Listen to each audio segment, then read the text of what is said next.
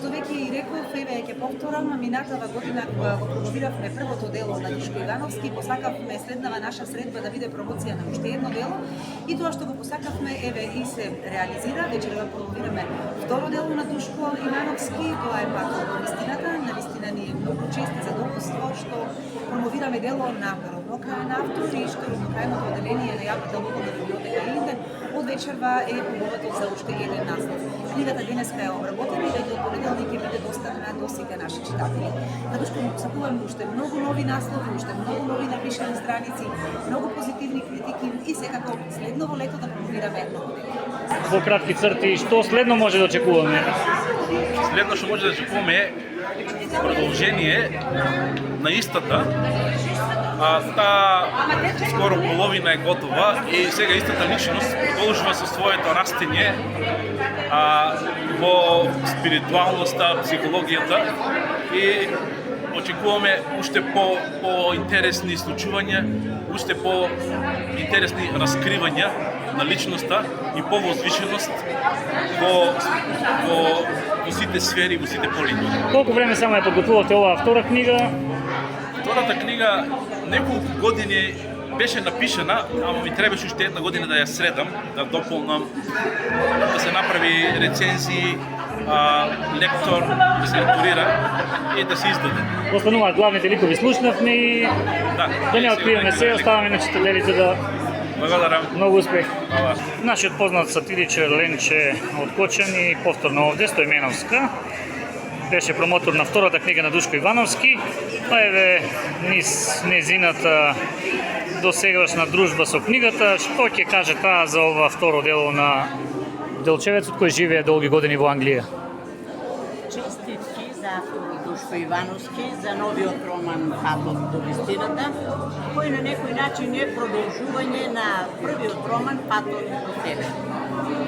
Значи, продолжува со истото семејство од малото делчевско село Славци, едно типично македонско семејство, кој продолжува натака до Скопје, а од Скопје до Лондон и сега во новиот роман тука се случуваат сите води и нездрави. На ова семејство на 14 годишна возраст му го крадат синчето, кој си пасе овци некаде на ливадите и го водат на Сремскиот род. И никогаш повеќе не дознаваат ништо за него. Но семејството продолжува со таа тага и болка и сега продолжуваат со внучето на истото семејство, кое ќе не води низ оваа приказ на Душко Ивановски. А мајсторски ќе не води, бидејќи Душко Ивановски е многу подкован со психологија. Па сите овие случаи кои ги преживува семејството, ќе ни ги подкрепи и ќе ни ги надополни со многу психологија, која некаде ќе помине и како нишка на филозофија, но верувам дека читателот ќе ја разбере. Овде, барем јас додека го читав материјал. Душко Ивановски не води да ја спознаеме вистината. Патот до вистината ни нужно да си го најдеме сите ние патот до самите себе и да си ја најдеме вистината, бидејќи секој човек си е потребно суштество и си има потребна и своја вистина. Така е. И исто така овде ни ја опишува многу љубовта. Најмногу внимание обрнува на љубовта, но не љубовта било која. Не љубовта карикатура од љубов. Љубовта, она исполската, давањето, примањето помеѓу двајца луѓе, кога ќе станат едно те исто. Така. Интересни случаи, интересни моменти, на кои ќе се позамислите, на кои некаде може би ќе падне некоја слоза, признавам. И јас помалку плачам дека читам.